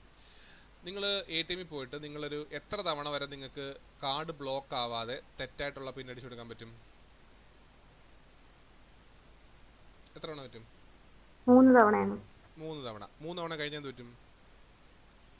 കാർഡ് ബ്ലോക്ക് ആവും. പിന്നെ നമ്മൾ ബാങ്കിൽ പോയിട്ട് അതൊക്കെ ചെയ്യണം. എന്തിനു വേണ്ടിയിട്ടാണ് അങ്ങനെ ഒരു ഫീച്ചർ കൊടുത്തേക്കുന്നത്? എന്ത് കാര്യത്തിനാണ് അങ്ങനെ ഒരു ഫീച്ചർ കൊടുത്തേക്കുന്നത്? അതായത് 3 തവണ തെറ്റായിട്ട് അടിച്ചു കഴിഞ്ഞാൽ ഇത് ബ്ലോക്ക് ആവും അല്ലെങ്കിൽ ബ്ലോക്ക് ആക്കും എന്നുള്ളൊരു ഫീച്ചർ എന്തിനാണ് കൊടുത്തേക്കുന്നത്? എന്തിനു വേണ്ടിയിട്ടാ പറഞ്ഞേ? ഹലോ, കാർഡ് ആരെങ്കിലും കിട്ടിയാൽ പിന്നടിച്ചു കൊടുത്ത് എടുക്കാതിരിക്കും. ഓക്കെ, പിന്നടിച്ചു കൊടുത്ത് എടുക്കാതിരിക്കാൻ. അപ്പോൾ എന്തായിരിക്കും ഇങ്ങനൊരു ഫീച്ചർ ഇല്ലായിരുന്നെങ്കിൽ ഒരാളുടെ ഒരു കാർഡ് കിട്ടിയാൽ അയാൾ എന്തോ ചെയ്താൽ മതി? ഇങ്ങനൊരു ഫീച്ചർ ഇല്ല, ഈ ഒരു ബ്ലോക്ക് ആവുന്ന പരിപാടി ഇല്ല. ഒരാളുടെ ഒരു കാർഡ് കിട്ടി, അയാൾ എന്തോ ചെയ്താൽ മതി? നമ്മുടെ പിന്ന് കണ്ടുപിടിച്ച് പൈസ എടുക്കണമെങ്കിൽ അയാൾ എന്തോ ചെയ്താൽ മതി? നമ്പർ അടിച്ചടിച്ചുകൊണ്ടിരിക്കണം. എവിടെ തൊട്ട് എവിടെ വരെ അടിക്കണം? 000 തൊട്ട് 999 വരെ. 40 തൊട്ട് 49 വരെ. അയാൾക്ക് കുറച്ച് സമയം മെനക്കെടുത്താനുണ്ടെങ്കിൽ 40 തൊട്ട് 49 വരെ കുത്തിയിരുന്ന് എന്ത് ചെയ്താൽ മതി? അടിച്ച് നോക്കിക്കൊണ്ടിരുന്നാൽ മതി. അയാൾക്ക് ഭാഗ്യമുണ്ടെങ്കിൽ ആദ്യമേ കിട്ടും, ഭാഗ്യമില്ലെങ്കിൽ അവസാനം കിട്ടും. ശരിയല്ലയോ? എന്ത് പറഞ്ഞാലും അയാൾക്ക് എത്ര മാക്സിമം പോസിബിൾ ട്രൈ ചെയ്താൽ മതി? 9999 തവണ മെനക്കെടുത്താനുള്ള സമയം ഉണ്ടെങ്കിൽ അയാൾക്ക് എന്തോ കിട്ടും? ഈ പൈസ കിട്ടാനുള്ള വകുപ്പുണ്ട്. ശരിയല്ലയോ? ചുരുക്കം പറയുവാണെങ്കിൽ ഈ ചെയ്യുന്ന പണിക്ക് വിളിക്കുന്ന പേരാണ് ബ്രൂട്ട് ഫോഴ്സ് അറ്റാക്ക്. അതായത് trying all possible combinations. Key വരാൻ ചാൻസ് ഉള്ള എല്ലാ പോസിബിൾ കോമ്പിനേഷൻസും ട്രൈ ചെയ്യുക എന്നുള്ളതാണ് അതിൻ്റെ പണി. അങ്ങനെ ചെയ്യുന്ന അറ്റാക്കിന് വിളിക്കുന്ന പേരാണ് ബ്രൂട്ട് ഫോഴ്സ് അറ്റാക്ക്. അപ്പോൾ ഈ ഒരു ഫെസിലിറ്റി ഇല്ലായിരുന്നെങ്കിൽ ബ്രൂട്ട് ഫോഴ്സ് അറ്റാക്ക് വഴി ആർക്ക് വേണമെങ്കിലും പൈസ എടുക്കാമല്ലോ, എടുത്തൂടെ? അയാൾക്ക് ഭാഗ്യം ഉണ്ടെങ്കിൽ നേരത്തെ കിട്ടും, ഭാഗ്യമില്ലെങ്കിൽ അവസാനം കിട്ടും. അയാൾ ഇതുപോലെ. എനിവേ, അത് ഒഴിവാക്കാൻ വേണ്ടിയിട്ടാണ് നമ്മൾ ആ പറഞ്ഞ പോലെ 3 തവണ കഴിഞ്ഞാൽ ബ്ലോക്ക് ചെയ്യുമെന്ന് പറഞ്ഞേക്കുന്നത്. അതുപോലെ തന്നെയാണ് എല്ലാ കീയും എല്ലാ പാസ്വേഡും. ഇപ്പോൾ നിങ്ങളുടെ ഫേസ്ബുക്കിൻ്റെ മറ്റേതിൻ്റെയും പാസ്വേഡ് അല്ലെങ്കിൽ വേറെ എന്തിൻ്റെയും പാസ്വേഡ് ആലോചിച്ച് നോക്കിക്കേ. അത് നമ്മൾ ATM പിൻ പോലെ ഏതെങ്കിലും ഒരു നമ്പറാണ്, ഒരു 4 ഡിജിറ്റ് നമ്പർ മാത്രമേ നിങ്ങൾക്ക് നിങ്ങളുടെ പാസ്വേഡ് ഉപയോഗിക്കാൻ പറ്റത്തുള്ളെങ്കിലോ, ഈ പരിപാടി ഒന്നും ഇല്ലെങ്കിലോ, ആർക്കെങ്കിലും ഒരു പ്രോഗ്രാം എഴുതിയാൽ പോരെ? എല്ലാ പോസിബിൾ കോമ്പിനേഷൻ ട്രൈ ചെയ്യുന്നൊരു പ്രോഗ്രാം എഴുതി കഴിഞ്ഞാൽ നിങ്ങളുടെ പാസ്വേഡ് ബ്രേക്ക് ചെയ്തൂടെ? ചെയ്യാമല്ലോ, ചെയ്യാമോ? അല്ലെങ്കിൽ നിങ്ങൾക്ക് എന്താ ആൽഫബറ്റ്സ് മാത്രമേ ഉള്ളൂ, 26 ആൽഫബറ്റ്സ് മാത്രമേ ഉള്ളൂ എന്ന് വിചാരിക്കുക. ഈ 26 ആൽഫബറ്റ്സിൻ്റെ കോമ്പിനേഷൻ അല്ലേ വരത്തുള്ളൂ. ഒരു 4 ഡിജിറ്റ് ആണെന്നുണ്ടെങ്കിൽ 26 ആൽഫബറ്റ്സിൻ്റെ കോമ്പിനേഷൻ അല്ലേ വരത്തുള്ളൂ. ശരിയാണോ? ഒരാളൊരു പ്രോഗ്രാം എഴുതി കഴിഞ്ഞാൽ അയാൾക്ക് എല്ലാ പോസിബിൾ കോമ്പിനേഷൻസ് വഴി അയാൾക്ക് എന്തെടുക്കാൻ പറ്റും? തപ്പിയെടുത്തൂടെ? ശരിയാണോ പറയുന്നേ? മനസ്സിലാവുന്നുണ്ടോ പറയുന്നേ? അപ്പം അങ്ങനെ ചെയ്യുമ്പം അത് ഒഴിവാക്കണേ നമ്മൾ എന്തോ ചെയ്യണം? ഈ നമ്പർ ഓഫ് പോസിബിൾ കോമ്പിനേഷൻ എന്നുള്ളത് ഒരുപാട് കൂട്ടണം. ഇതിന് വേണ്ടിയിട്ടാണ് ഇപ്പോൾ നമ്മൾ പാസ്വേഡ് ജനറേറ്റ് ചെയ്യുക അല്ലെങ്കിൽ നമ്മൾ പാസ്വേഡ് പുതിയതായിട്ട് സെറ്റ് ചെയ്യാൻ ശ്രമിക്കുമ്പോൾ എന്ത് നമ്മുടെ അടുത്ത് പറയുന്നേ? സ്പെഷ്യൽ ക്യാരക്ടേഴ്സ് വേണം. It should be A combination of characters and എന്തുവാണ് ആൽഫബറ്റ്സ്, അല്ലെങ്കിൽ ആൽഫബറ്റ്സിൻ്റെയും നമ്പേഴ്സിൻ്റെയും ഒരു സ്പെഷ്യൽ ക്യാരക്ടേഴ്സിൻ്റെയും എല്ലാം കൂടെ കോമ്പിനേഷൻ ആയിരിക്കണം. അല്ലെന്നുണ്ടെങ്കിൽ എന്താ ക്യാപിറ്റൽ ലെറ്റേഴ്സ് വേണം, സ്മോൾ ലെറ്റർ വേണം, ഇതെല്ലാത്തിൻ്റെ കോമ്പിനേഷൻ ആയിരിക്കണം. ഇങ്ങനെ നമ്മൾ ഇത് മിക്സ് ആക്കുമ്പോൾ എന്താ പറ്റും? നമ്പർ ഓഫ് പോസിബിൾ കോമ്പിനേഷൻ എന്ന് പറഞ്ഞ് ഒരുപാടങ്ങ് കൂടത്തില്ലേ? ശരിയാണോ? ക്യാപിറ്റൽ ലെറ്ററും സ്മോൾ ലെറ്ററും കൂടെ മിക്സ് ചെയ്താണ് വരുന്നത്. അതിനകത്ത് തന്നെ ആൽഫബറ്റ്സും ഉണ്ട്, ലെറ്റേഴ്സും ഉണ്ട്, സ്പെഷ്യൽ ക്യാരക്ടേഴ്സും ഉണ്ടെങ്കിൽ നമ്പർ ഓഫ് പോസിബിൾ കോമ്പിനേഷൻ എന്ന് പറയുന്നത് ചുമ്മാ ഇരുന്ന് കണ്ടുപിടിക്കാൻ പറ്റുന്ന സാധനമാണോ? പറ്റുമോ? ബ്രൂട്ട് ഫോഴ്സ് അറ്റാക്ക് വഴി ചെയ്യാൻ പറ്റുമോ? പറ്റില്ല. മനസ്സിലായി? അതിന് വേണ്ടിയിട്ടാണ് നമ്മൾ ആ രീതിയിലൊക്കെ ചെയ്യുന്നത്. അപ്പോൾ ഈ രീതിയിലുള്ള പോസിബിൾ ആയിട്ടുള്ള കോമ്പിനേഷൻസ് എല്ലാം ട്രൈ ചെയ്ത് ഔട്ട്പുട്ട് കണ്ടുപിടിക്കുക എന്നുള്ള പരിപാടിക്ക് നമ്മൾ വിളിക്കുന്ന പേരെന്തുവാണ്? Brute force attack. അതല്ലാതെ ഈ അൽഗോരിതത്തിനെയും കീയെയും സൈഫർ ടെക്സ്റ്റിനെയും പ്ലെയിൻ ടെക്സ്റ്റിനെയും ഒക്കെ അനലൈസ് ചെയ്ത് നമുക്ക് വേണ്ട സാധനങ്ങൾ കണ്ടുപിടിക്കാൻ ശ്രമിക്കുന്നതിന് നമ്മൾ വിളിക്കുന്ന പേരാണ് ക്രിപ്റ്റ് അനാലിസിസ്. രണ്ടാമത് ബ്രൂട്ട് ഫോഴ്സ് അറ്റാക്ക്. ഇത്രയും മനസ്സിലായല്ലോ? ഇനി ഈ കാര്യങ്ങളെല്ലാം അനലൈസ് ചെയ്ത് ക്രിപ്റ്റ് അനാലിസിസ് വഴി നമ്മൾ അല്ലെങ്കിൽ ഡേറ്റ അല്ലെങ്കിൽ നമ്മുടെ കീയും അല്ലെങ്കിൽ നമ്മുടെ പ്ലെയിൻ ടെക്സ്റ്റും ഒക്കെ കണ്ടുപിടിക്കാൻ ശ്രമിക്കുന്ന ക്രിപ്റ്റ് അനാലിറ്റിക് അറ്റാക്സ്, അതിനെ പല ക്ലാസ് പല എന്താ പറയുന്നത് ടൈപ്സ് ആയിട്ട് അറേഞ്ച് ചെയ്തിട്ടുണ്ട്. ജസ്റ്റ് നിങ്ങൾക്ക് മനസ്സിലാൻ വേണ്ടിയിട്ടാണ്. അതായത് ഓരോന്ന് പേരുണ്ട്. സൈഫർ ടെക്സ്റ്റ് ഉള്ളി, known plain text, chosen cipher text, അതുപോലെ തന്നെ ചോസൺ സൈഫർ ടെക്സ്റ്റ്. ഇങ്ങനെ നമുക്ക് 4ആയിട്ടാണ് ക്ലാസിഫൈ ചെയ്തേക്കുന്നത് വിചാരിക്കുക. ഇതിനകത്ത് എന്തെന്ന് ചോദിച്ചു കഴിഞ്ഞാൽ ഈ സൈഡ് നിങ്ങൾ തൽക്കാലത്തേക്ക് നോക്കിയാൽ മതി. ഈ സൈഡ് കൊടുത്തേക്കുന്നത് എന്താണെന്ന് ചോദിച്ചു കഴിഞ്ഞാൽ ഈ അറ്റാക്കർ അല്ലെങ്കിൽ ക്രിപ്റ്റ് അനാലിസ്റ്റിന് അറിയാവുന്ന കാര്യങ്ങളാണ് ഇവിടെ കൊടുത്തേക്കുന്നത്. ഫസ്റ്റ് വൺ എടുത്ത് നോക്കിയാൽ ഈ അറ്റാക്കർക്ക് അറിയാവുന്ന 2 കാര്യമേ ഉള്ളൂ. അറ്റാക്കർക്ക് അറിയാവുന്ന 2 കാര്യങ്ങളേ ഉള്ളൂ. ഏത് അൽഗോരിതമാണ് യൂസ് ചെയ്തതെങ്കിലും പുള്ളിക്കാരൻ അറിയാം. നമ്മുടെ ഔട്ട്പുട്ടായിട്ടുള്ള സൈഫർ ടെക്സ്റ്റും അറിയാം. ഏത് അൽഗോരിതമാണ് യൂസ് ചെയ്തതെന്ന് അറിയാം. അതുപോലെ തന്നെ എന്തറിയാം? ഏത് നമ്മൾക്ക് ഇപ്പം നമ്മൾ ട്രാൻസ്മിറ്റ് ചെയ്ത സൈഫർ ടെക്സ്റ്റും അറിയാം. നിങ്ങൾ നോക്കിയ ഒരു കാര്യം മനസ്സിലാക്കും. ഈ അൽഗോരിതം എന്ന് പറയുന്നത് പബ്ലിക്ലി അവൈലബിൾ ആയിട്ടൊരു സാധനമാണ്. അതെല്ലാ അറ്റാക്കിലും ആർക്കറിയാവുന്നതായിരിക്കും? ആ ക്രിപ്റ്റ് അനാലിസ്റ്റിന് അറിയാവുന്ന സാധനമാണ് ഏത്? നമ്മുടെ എൻക്രിപ്ഷൻ അൽഗോരിതം. അപ്പോൾ ഈ first type of attack, cipher text ഉള്ളി അറ്റാക്കിൻ്റെ ജോലി എന്ന് പറഞ്ഞാൽ അയാളുടെ പണി, ഹാക്കറുടെ പണി എന്ന് പറഞ്ഞാൽ അയാൾക്ക് ആകെ അറിയാവുന്ന അൽഗോരിതവും കിട്ടിയ സൈഫർ ടെക്സ്റ്റും വെച്ചുകൊണ്ട് എന്ത് കണ്ടുപിടിക്കാൻ ശ്രമിക്കണം? പ്ലെയിൻ ടെക്സ്റ്റും കീയും കണ്ടുപിടിക്കാൻ ശ്രമിക്കണം. ഇതാണ് ഏറ്റവും പാടുള്ളത്. കാരണം എക്സ്ട്രാ ഇൻഫർമേഷൻ ഒന്നും അയാളുടെ ഇല്ല. ആകെ അയാൾക്കുള്ളത് നമ്മൾ കൺവേർട്ട് ചെയ്ത സൈഫർ ടെക്സ്റ്റും അതുപോലെ അൽഗോരിതം ഏതാണെന്ന് മാത്രമേ ആർക്കറിയത്തുള്ളൂ? ഹാക്കർക്ക് അറിയത്തുള്ളൂ. അതിൽ നിന്ന് എന്ത് കണ്ടുപിടിക്കണം? പ്ലെയിൻ ടെക്സ്റ്റും കീയും കണ്ടുപിടിക്കാൻ ശ്രമിക്കുക എന്നുള്ളതാണ് ഫസ്റ്റ് ടൈപ്പ്, സൈഫർ ടെക്സ്റ്റ് ഉള്ളി അറ്റാക്ക്. രണ്ടാമത്തെന്ന് പറഞ്ഞാൽ ഇയാൾക്ക് നേരത്തെ പറഞ്ഞ പോലത്തെ അൽഗോരിതം അറിയാം, സൈഫർ ടെക്സ്റ്റ് അറിയാം. ആ സൈഫർ ടെക്സ്റ്റിൻ്റെ അല്ലെങ്കിൽ പോലും നേരത്തെ എപ്പോഴോ ട്രാൻസ്മിറ്റ് ചെയ്തിട്ടുള്ള ഒരു പ്ലെയിൻ ടെക്സ്റ്റ് സൈഫർ ടെക്സ്റ്റ് പെയറും അറിയാം. അതായത് ഒരു പർട്ടിക്കുലർ പ്ലെയിൻ ടെക്സ്റ്റും അതിൻ്റെ കറസ്പോണ്ടിങ് സൈഫർ ടെക്സ്റ്റും നേരത്തെ എപ്പോഴോ അയച്ച, ഇപ്പോൾ അയക്കുന്നതല്ല, നേരത്തെ എപ്പോഴോ അയച്ച ഒരു പ്ലെയിൻ ടെക്സ്റ്റും അതിന് കറസ്പോണ്ടിങ് ആയിട്ടുള്ള സൈഫർ ടെക്സ്റ്റും ആർക്കറിയാം? ആണെങ്കിൽ നമ്മുടെ അറ്റാക്കർക്ക് അറിയാം. ഈ കേസിൽ അപ്പോൾ അയാൾക്ക് ഇപ്പോഴത്തെ സൈഫർ ടെക്സ്റ്റ് അറിയാം, അൽഗോരിതം അറിയാം, നേരത്തെ എപ്പോഴോ അയച്ചിട്ടുള്ള അല്ലെങ്കിൽ ഉപയോഗിച്ചിട്ടുള്ള ഒരു പ്ലെയിൻ ടെക്സ്റ്റും അതിന് കറസ്പോണ്ടിങ് ആയിട്ടുള്ള സൈഫർ ടെക്സ്റ്റും അറിയാം. ഈ ഇൻഫർമേഷൻ വെച്ചുകൊണ്ട് ഇപ്പോഴത്തെ പ്ലെയിൻ ടെക്സ്റ്റും ഇപ്പോഴത്തെ കീയും കണ്ടുപിടിക്കുക എന്നുള്ളതാണ് ഈ അറ്റാക്കിൻ്റെ ജോലി. മനസ്സിലായോ? ഇനി മൂന്നാമത്തത്, ഫോർ എക്സാമ്പിൾ ഈ അറ്റാക്കർക്ക്, നമ്മുടെ ഹാക്കർ ഏതെങ്കിലും രീതിയിൽ കൂടെ നമ്മുടെ ട്രാൻസ്മിഷൻ സൈഡിലുള്ള സിസ്റ്റത്തിനെ ആക്സസ് ചെയ്യാൻ പറ്റിയെന്ന് വിചാരിക്കുക. അതായത് അറ്റാക്കർക്ക് ഏതെങ്കിലും വഴി കൂടെ നമ്മുടെ ട്രാൻസ്മിഷൻ സൈഡിലുള്ള സിസ്റ്റത്തിനെ ആക്സസ് ചെയ്യാൻ പറ്റിയെന്ന് വിചാരിക്കുക, ട്രാൻസ്മിറ്ററിനെ ആക്സസ് ചെയ്യാൻ പറ്റിയെന്ന് വിചാരിക്കുക. അയാൾ എന്തു ചെയ്യും? ഇവിടുന്ന് അയാൾക്കിഷ്ടമുള്ള അയാൾക്ക് ഓൾറെഡി അറിയാവുന്ന ഒരു പ്ലെയിൻ ടെക്സ്റ്റിനെ എൻക്രിപ്റ്റ് ചെയ്ത് അയക്കും. അയാൾക്ക് ട്രാൻസ്മിഷൻ സൈഡിലുള്ള സിസ്റ്റത്തിനെ ആക്സസ് ചെയ്യാൻ പറ്റുന്നുണ്ട്. അയാൾക്കറിയാവുന്ന അയാൾക്ക് ഇഷ്ടമുള്ളൊരു മെസ്സേജിനെ, പ്ലെയിൻ ടെക്സ്റ്റിനെ ട്രാൻസ്മിറ്റേഷൻ സൈഡിൽ നിന്ന് എൻക്രിപ്റ്റ് ചെയ്ത് അയക്കും. അതിൻ്റെ സൈഫർ ടെക്സ്റ്റും അയാൾക്ക് കിട്ടുമല്ലോ. ചുരുക്കം പറഞ്ഞാൽ അയാൾക്കറിയാം, ഇന്ന മെസ്സേജ് ഞാൻ അയച്ചപ്പോൾ എനിക്ക് ഇന്ന ഔട്ട്പുട്ട് കിട്ടി. അത് ഞാൻ അയച്ച മെസ്സേജാണ്. അപ്പോൾ ഇന്ന മെസ്സേജ് ഞാൻ അയച്ചപ്പോൾ ഇന്ന ഔട്ട്പുട്ട് എനിക്ക് കിട്ടി. അതിൽ നിന്ന് എന്ത് മനസ്സിലാക്കിയെടുക്കാൻ ശ്രമിക്കും? ഇന്നതിനെ ഇന്നതായിട്ട് കൺവേർട്ട് ചെയ്തു. സോ എനിക്ക് വേണമെങ്കിൽ ഞാൻ വേറൊരെണ്ണം അയക്കുവാണെങ്കിൽ അതിനെ എന്തുമായിട്ടായിരിക്കും കൺവേർട്ട് ചെയ്യുന്നത് വേണേൽ അയാൾ കണ്ടുപിടിച്ചെടുക്കാൻ ശ്രമിക്കാം. അതിൽ നിന്ന് കീ കണ്ടുപിടിച്ചെടുക്കാൻ ശ്രമിക്കാം. അതിന് വിളിക്കുന്ന പേരാണ് ചോസൺ പ്ലെയിൻ ടെക്സ്റ്റ്. അതായത് അൽഗോരിതം അയാൾക്കറിയാം, ഇപ്പോഴത്തെ സൈഫർ ടെക്സ്റ്റ് അറിയാം, അയാൾക്ക് ട്രാൻസ്മിഷൻ സൈഡിൽ ആക്സസ് ഉണ്ട്. അയാൾ എന്തോ ചെയ്യും? അയാൾക്ക് ഇഷ്ടമുള്ളൊരു പ്ലെയിൻ ടെക്സ്റ്റ് അയാൾ തന്നെ സെലക്ട് ചെയ്ത് അയച്ചു കൊടുക്കും. മനസ്സിലായോ? എന്നിട്ട് അതിൽ നിന്ന് അതിൻ്റെ കറസ്പോണ്ടിങ് ആയിട്ടുള്ള സൈഫർ ടെക്സ്റ്റോ അയാൾക്ക് കിട്ടും. എന്നിട്ട് കണ്ടുപിടിച്ചെടുക്കാൻ ശ്രമിക്കും. അതാണ് chosen plain text. Chosen cipher text എന്ന് പറഞ്ഞാൽ ഇതിനകത്ത് രണ്ടും എടുക്കും. അതായത് രണ്ട് ഇതും ചെയ്ത് നോക്കും. അതായത് ട്രാൻസ്മിഷൻ സൈഡിലും അതുപോലെ അല്ലെങ്കിൽ നമ്മുടെ ഡീക്രിപ്ഷൻ സൈഡിലായിക്കോട്ടെ, അയാൾ ഒരു സൈഫർ ടെക്സ്റ്റ് അയാൾ എടുക്കും. ആ സൈഫർ ടെക്സ്റ്റിനെ ഡീക്രിപ്ഷൻ സൈഡിൽ കൊടുത്തിട്ട് ആ ഡീക്രിപ്ഷൻ സൈഡിൽ എന്തോ ചെയ്തും അതിനെ ഡീക്രിപ്റ്റ് ചെയ്ത് അയാൾക്ക് ഇഷ്ടമുള്ള സൈഫർ ടെക്സ്റ്റാണ് കൊടുത്തത്.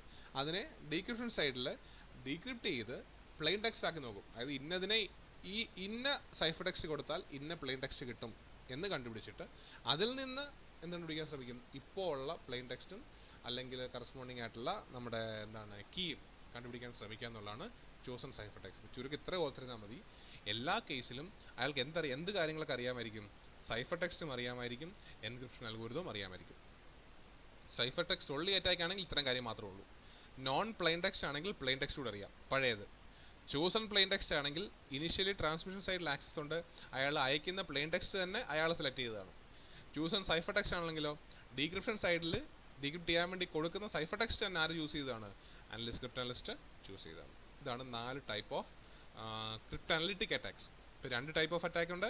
ക്രിപ്റ്റ് അനലിറ്റിക് അല്ലെങ്കിൽ ക്രിപ്റ്റ് അനാലിസിസ് അറ്റാക്കും ഉണ്ട്, അതുപോലെ തന്നെ ബ്രൂട്ട് ഫോഴ്സ് അറ്റാക്കും ഉണ്ട്. ബ്രൂട്ട് ഫോഴ്സ് അറ്റാക്ക് എന്തുവാന്നുള്ളത് ഞാൻ പറഞ്ഞു തന്നു. രണ്ടാമതാണ് ക്രിപ്റ്റ് അനാലിസിസ് അല്ലെങ്കിൽ ക്രിപ്റ്റ് അനലിറ്റിക് അറ്റാക്ക് എന്ന് പറയുന്ന സാധനം. ഇങ്ങനെയാണ് നമ്മൾ കാര്യങ്ങൾ ചെയ്യുന്നത്. ഇനി അടുത്ത ഞാൻ പറയാൻ പോകുന്ന 2 വാക്കുകളുണ്ട്. അത് പരീക്ഷയ്ക്ക് നിങ്ങളുടെ കേസിൽ, എനിക്ക് KTയുടെ കേസിൽ എനിക്ക് അറിയില്ല എങ്കിലും MGയുടെ കേസിൽ സ്ഥിരമായിട്ട് ഒരു 3 മാർക്കിന് ചോദിക്കാറുണ്ടായിരുന്നൊരു ക്വസ്റ്റ്യനാണ്. 2 വാക്കുകളാണ്. കമ്പയർ എന്നോ അല്ലെങ്കിൽ differentiate unconditionally secure cipher and computationally secure cipher. 2 കാര്യങ്ങളാണ്. അല്ലെങ്കിൽ കമ്പയർ എന്നോ അല്ലെങ്കിൽ ഡിഫൈൻ എന്നോ എന്തും ആവാം. Unconditionally secure cipher and computationally secure cipher. First നമുക്ക് നോക്കാം അൺകണ്ടീഷണലി സെക്യൂർ സൈഫർ. എന്ത് ഈ അൺകണ്ടീഷണലി സെക്യൂർ എന്ന് പറഞ്ഞാൽ അർത്ഥം എന്തുമായിരിക്കും? ആരെങ്കിലും പറയും. അൺകണ്ടീഷണലി സെക്യൂർ എന്തുമായിരിക്കും അർത്ഥം? ആരെങ്കിലും പറഞ്ഞേ. അൺകണ്ടീഷണലി സെക്യൂർ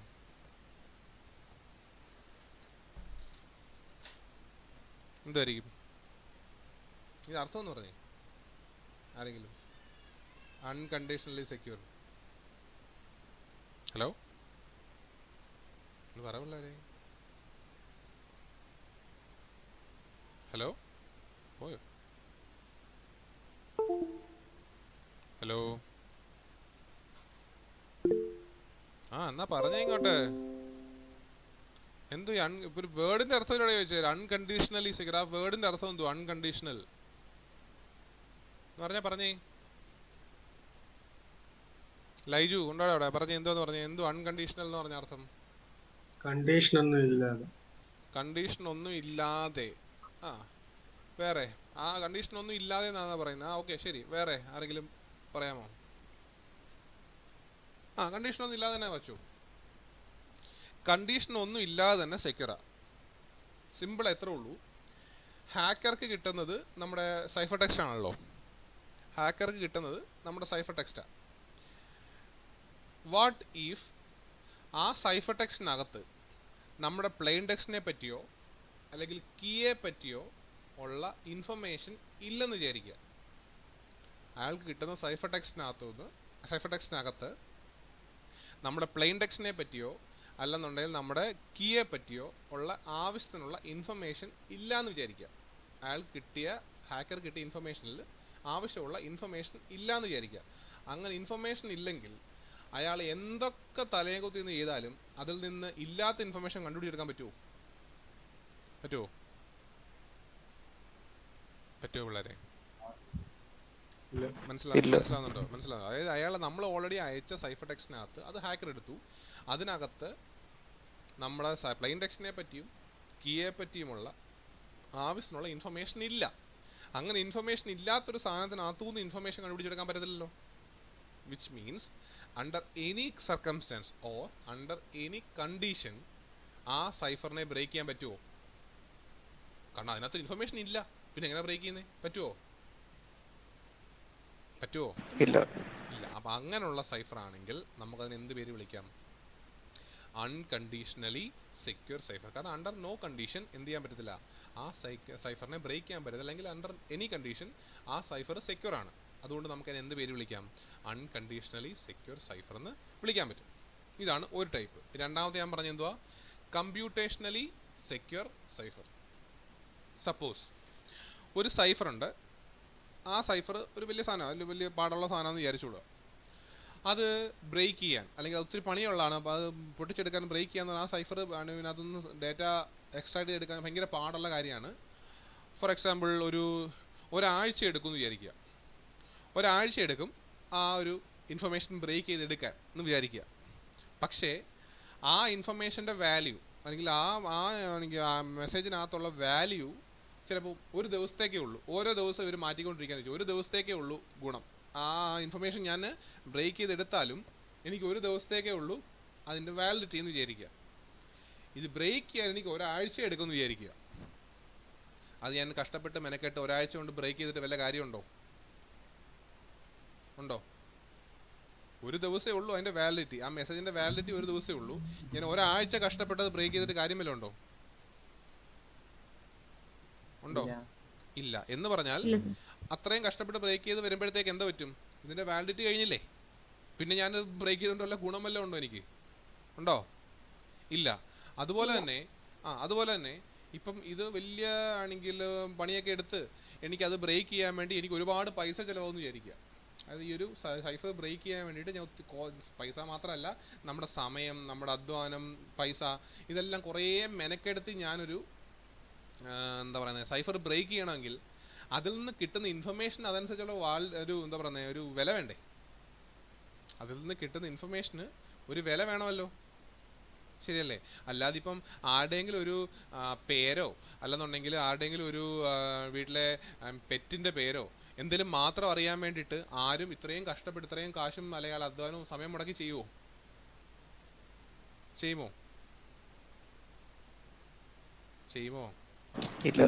ഇല്ല. അപ്പോൾ അങ്ങനെയാണെങ്കിൽ രണ്ട് കണ്ടീഷൻ ഇവർ പറയുന്നത്. The cost of breaking the cipher exceeds the value of the information. The cost of breaking the cipher exceeds the value of encrypted information. അതായത് കിട്ടുന്ന ഇൻഫർമേഷൻ്റെ വാല്യൂ ഏതിനെക്കാട്ടി കുറവാണ്? നമ്മൾ പണിയെടുക്കുന്ന അത് ബ്രേക്ക് ചെയ്യാൻ വേണ്ടി നമ്മൾ ചിലവാക്കുന്ന പൈസയെക്കാട്ടിൽ കുറവാണ് കിട്ടുന്ന ഇൻഫർമേഷൻ്റെ വാല്യൂ എങ്കിൽ നമ്മൾ ചെയ്തിട്ട് വല്ല കാര്യമുണ്ടോ? ഇല്ല. അതുപോലെ തന്നെ നമ്മുടെ നമ്മളിപ്പം ബ്രേക്ക് ചെയ്ത് കിട്ടുന്ന ഇൻഫർമേഷൻ്റെ ലൈഫ് ടൈം അതിനെക്കാട്ടിൽ കൂടുതലാണ് അത് ബ്രേക്ക് ചെയ്യാനെടുക്കുന്ന സമയമെങ്കിൽ ഞാൻ കഷ്ടപ്പെട്ട് അതിനെ ബ്രേക്ക് ചെയ്തിട്ട് വല്ല കാര്യമുണ്ടോ? ചെയ്ത് വരുമ്പോഴത്തേക്ക് അതിൻ്റെ വാലിഡിറ്റി കഴിയും, ശരിയല്ലേ? അപ്പോൾ ഈ രണ്ട് condition, the cost of breaking the cipher exceeds the value of encrypted information. അതുപോലെ തന്നെ the time required to break the cipher exceeds, അതായത് അതിനെ ബ്രേക്ക് ചെയ്യാൻ എടുക്കുന്ന സമയമാണ് കൂടുതൽ when compared to exceeds the useful time life time of the information. അതായത് ആ ഇൻഫർമേഷൻ്റെ ലൈഫ് ടൈം കുറവും അത് ബ്രേക്ക് ചെയ്യാൻ എടുക്കുന്ന സമയം കൂടുതലുമാണെങ്കിലും ഞാൻ ചെയ്തിട്ട് വലിയ കാര്യമൊന്നുമില്ല. അപ്പോൾ ഇതിലേതെങ്കിലുമോ അല്ലെങ്കിൽ ഈ രണ്ട് കണ്ടീഷനുമോ മീറ്റ് ചെയ്യുന്ന ഒരു സൈഫർ ആണെങ്കിൽ that cipher it can be called as computationally secure. ഇത് രണ്ടിൽ ഏതെങ്കിലുമോ അല്ലെങ്കിൽ രണ്ടെണ്ണമോ അക്സെപ്റ്റ് ചെയ്യുന്ന ഒരു സൈഫർ ആണെങ്കിൽ, ആ കണ്ടീഷനുള്ള ഒരു സൈഫർ ആണെങ്കിൽ that can be called as computationally secure cipher. ചുരുക്കം പറയുകയാണെങ്കിൽ നമ്മുടെ സൈഫർ ടെക്സ്റ്റിനകത്ത് നമ്മുടെ പ്ലെയിൻ ടെക്സ്റ്റിനെ പറ്റിയോ കീയെ പറ്റിയുള്ള ആവശ്യമുള്ള ഇൻഫർമേഷൻ ഇല്ല. എന്തൊക്കെ ചെയ്താലും അതിൽ നിന്ന് അയാൾക്ക് ഹാക്കർ കണ്ടുപിടിക്കാൻ പറ്റില്ലെങ്കിൽ such type of ciphers can be called as unconditionally secure cipher. And if the cost of breaking the cipher exceeds the value of information or the time required to break the cipher exceeds the useful time lifetime of the information, ഈ രണ്ട് കണ്ടീഷനിൽ ഏതെങ്കിലും ഒരെണ്ണം വരികയാണെങ്കിലും that type of cipher can be called as computationally secure cipher. രണ്ടും മനസ്സിലായോ? Unconditionally secure എന്തുവാണെന്നും computationally secure എന്തുവാണെന്നും മനസ്സിലായോ? മനസ്സിലായി sir. ശരി, ഓക്കെ. ഇത്രയും. ഇനി ഞാൻ ഒരു കാര്യം പറഞ്ഞിട്ട് നിങ്ങളെ വിട്ടേക്കാം, അല്ലെങ്കിൽ നിങ്ങൾക്കത് കൂടുതലാവും. സബ്സ്റ്റിറ്റ്യൂഷൻ ഞാൻ കഴിഞ്ഞ ക്ലാസ്സിലൊന്ന് ഒരു ഇൻട്രൊഡക്ഷൻ തന്നു വിട്ടതാണ്. അതിന് ജസ്റ്റ് കുറച്ച് കാര്യം പറഞ്ഞിട്ട് നിങ്ങളെ ഞാനങ്ങ് വിട്ടേക്കാം. അതിലൊന്ന് നമ്മുടെ ഓർമ്മയുണ്ടോ ഈ സീസർ സൈഫർ എന്നൊരു സാധനം ഞാൻ പറഞ്ഞത് കഴിഞ്ഞ ക്ലാസ്സിൽ? ജസ്റ്റ് ഒന്ന് ഇൻട്രൊഡ്യൂസ് ചെയ്യാൻ വിട്ടായിരുന്നു. ഓർമ്മയുണ്ടോ? ശരി. ഞാൻ നേരത്തെ ഇപ്പം പറഞ്ഞിരുന്നു നമുക്ക് രണ്ട് ടൈപ്പ് ഓഫ് സബ്സ്റ്റിറ്റ്യൂഷൻ ടെക്നിക്, നമുക്ക് രണ്ട് ടൈപ്പ് ഓഫ് ടെക്നിക്സ് ആണ് നമുക്കുള്ളത്. ഒന്ന് സബ്സ്റ്റിറ്റ്യൂഷനും ഒന്ന് ട്രാൻസ്പൊസിഷനും. അതിലെ സബ്സ്റ്റിറ്റ്യൂഷൻ ടെക്നിക് ഉപയോഗിച്ച് വർക്ക് ചെയ്യുന്ന ഒരു സൈഫറാണ് സീസർ സൈഫർ. സബ്സ്റ്റിറ്റ്യൂഷൻ മീൻസ് നമ്മൾ അതിനകത്തുള്ള ഒരു ക്യാരക്ടറിനെ വേറൊരു ക്യാരക്ടർ വെച്ചിട്ട് റീപ്ലേസ് ചെയ്യുക എന്നുള്ളതാണ് നമ്മുടെ ഉദ്ദേശം. അപ്പോൾ ഞാൻ സീസർ സൈഫർ പറഞ്ഞപ്പോൾ ഞാൻ പറഞ്ഞിരുന്നു എന്തുവാണ്, എങ്ങനെയാണ് സീസർ സൈഫർ വർക്ക് ചെയ്യുന്നത് എങ്ങനെയാണ് ഞാൻ പറഞ്ഞേ? നമ്മുടെ പ്ലെയിൻ ടെക്സ്റ്റിലുള്ള ഓരോ ആൽഫബറ്റിനെയും എന്തോ ചെയ്യും, ആ ആൽഫബറ്റ് കഴിഞ്ഞിട്ടുള്ള മൂന്നാമത്തെ ആൽഫബറ്റ് വെച്ചിട്ട് റീപ്ലേസ് ചെയ്യും. ഇതാണ് സീസർ സൈഫറിൻ്റെ ജോലി. നമ്മുടെ പ്ലെയിൻ ടെക്സ്റ്റിലുള്ള ഓരോ ആൽഫബറ്റിനെയും ആ ആൽഫബറ്റ് കഴിഞ്ഞതിന് ശേഷമുള്ള മൂന്നാമത്തെ ആൽഫബറ്റ് വെച്ച് റീപ്ലേസ് ചെയ്യും. നിങ്ങൾക്കിത് കാണാൻ പറ്റുന്നുണ്ടെങ്കിൽ നോക്കാം. ഒരു പ്ലെയിൻ ടെക്സ്റ്റ് എക്സാമ്പിൾ കൊടുത്തേക്ക് വരെ. Plain text meet me after the toga party, MEET me after the TOGA toga party. അതിനെ കൺവേർട്ട് ചെയ്ത് കിട്ടിയപ്പോൾ PHHW PH DIWHU WKH എന്ന് പറഞ്ഞാൽ കിട്ടി. എങ്ങനെയാണ് കിട്ടിയെന്ന് വെച്ച് കഴിഞ്ഞാൽ നമ്മുടെ പ്ലെയിൻ ടെക്സ്റ്റിലെ ഓരോ ആൽഫബറ്റിനെ എടുത്ത് ആ ആൽഫബറ്റ് കഴിഞ്ഞിട്ടുള്ള മൂന്നാമത്തെ ആൽഫബറ്റ് വെച്ച് റീപ്ലേസ് ചെയ്യുക. അപ്പോൾ എമ്മിനെ എന്ത് വെച്ച് മാറ്റി? MNOP മൂന്നാമത്തെ വെച്ചിട്ട് റീപ്ലേസ് ചെയ്തു. എമ്മിന് പകരം P കൊടുത്തു. ഇക്ക് പകരം എന്ത് കൊടുക്കും? ABCDEFGH ആയി. അപ്പോൾ ഇയും ഇയും എന്തുമായി?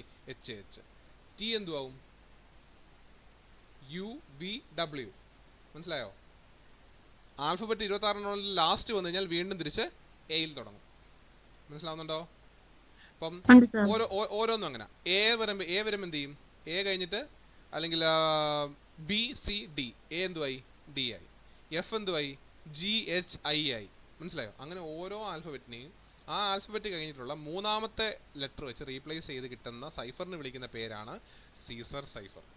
ഇതിൽ 3 എന്നുള്ളതാണ് കീവേഡ്. അതായത് 3 എന്നുള്ളതാണ് ഇതിൻ്റെ കീ. സീസർ സൈഫറിൻ്റെ കീ എന്ന് പറയുന്നത് 3 കാരണം എന്താ? ആൽഫബറ്റ് കഴിഞ്ഞ് മൂന്നാമത്തെ വെച്ച് റീപ്ലേസ് ചെയ്യുന്നത്. എനിക്ക് 3 വെച്ച് തന്നെ റീപ്ലേസ് ചെയ്യണം നിർബന്ധമുണ്ടോ? എനിക്ക് 2 വെച്ച് റീപ്ലേസ് ചെയ്യാം, 5 വെച്ച് റീപ്ലേസ് ചെയ്യാം, 10 വെച്ച് റീപ്ലേസ് ചെയ്യാം. എനിക്ക് എത്ര വരെ വെച്ച് റീപ്ലേസ് ചെയ്യാം? 26 വരെ വെച്ച് റീപ്ലേസ് ചെയ്യാം. ശരിയാണോ? 26 മൊത്തം ആൽഫബറ്റ്സ്. എനിക്ക് 26 വരെ വെച്ച് വേണമെങ്കിലും റീപ്ലേസ് ചെയ്യാം. അതേസമയം സീസർ സൈഫറിൻ്റെ കീ എന്ന് പറഞ്ഞാൽ 3 ആണ്. മനസ്സിലാവുന്നുണ്ടോ? ശരി. ഇതാണ് സീസർ സൈഫർ എന്ന് പറയുന്നത്. അതിനെ ഒരു ഇക്വേഷനായിട്ട് എഴുതുവാണെങ്കിൽ, സീസർ സൈഫറിൻ്റെ ഒരു ഇക്വേഷനായിട്ട് എഴുതുവാണെങ്കിൽ എഴുതാം. നമ്മുടെ C ആണ് സൈഫർ ടെക്സ്റ്റ്, P ആണ് plain text. Cipher text is equal to encrypted model of P with key എന്തുവാ? 3. മനസ്സിലായോ?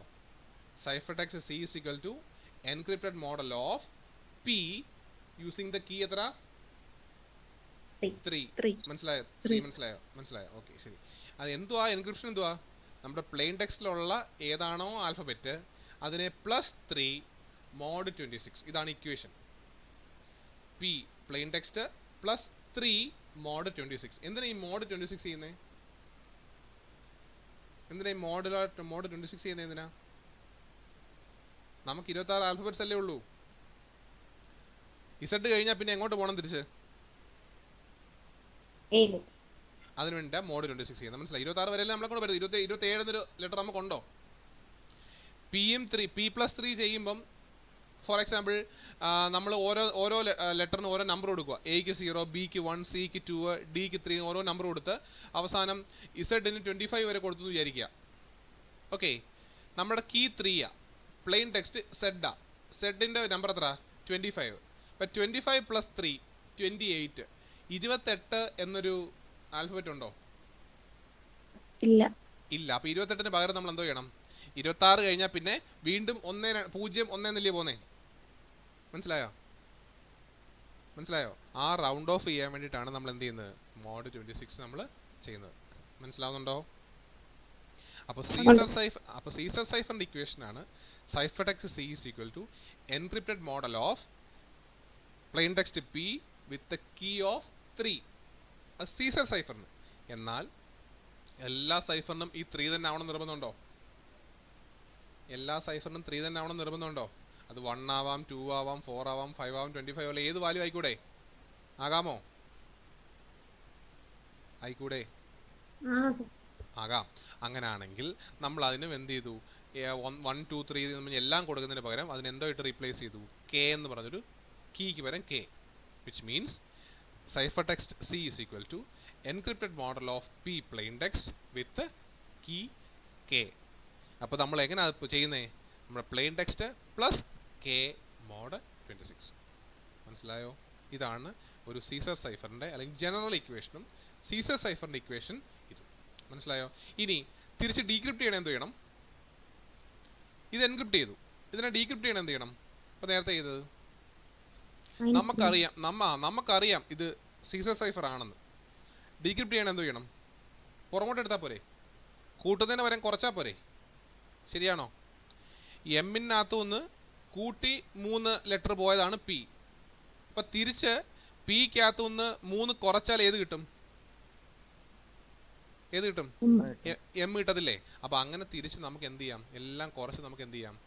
റീപ്ലേസ് ചെയ്യാം. മനസ്സിലാവുന്നുണ്ടോ? ഒരു മിനിറ്റ്, കോൾ വരുന്നേ.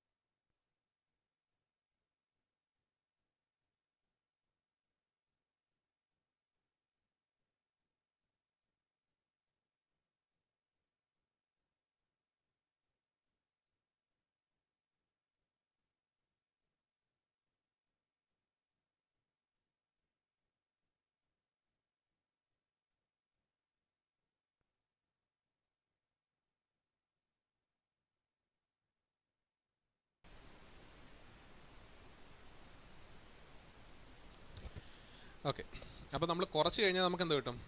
തിരിച്ച് പ്ലെയിൻ ടെക്സ്റ്റ് കണ്ടുപിടിക്കാൻ പറ്റുമോ?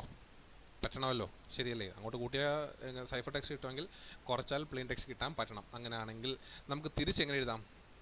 അല്ലെങ്കിൽ ഇവിടെ ഇതിലൊരു ചെറിയ മിസ്റ്റേക്ക് ഉണ്ട്. നമുക്ക് തിരിച്ചെങ്ങനെ കണ്ടുപിടിക്കാൻ പറ്റും? Plain text is the decrypted model of cipher text with key K. CK എന്നല്ല, C-K ആണ്. നമ്മുടെ P+K ആണ് എൻക്രിപ്ഷൻ ഉപയോഗിച്ചെങ്കിൽ സൈഫർ ടെക്സ്റ്റ് -K ആണ് എന്ത് കിട്ടുന്നത്? പ്ലെയിൻ ടെക്സ്റ്റ് കിട്ടുന്നത്. മനസ്സിലായി?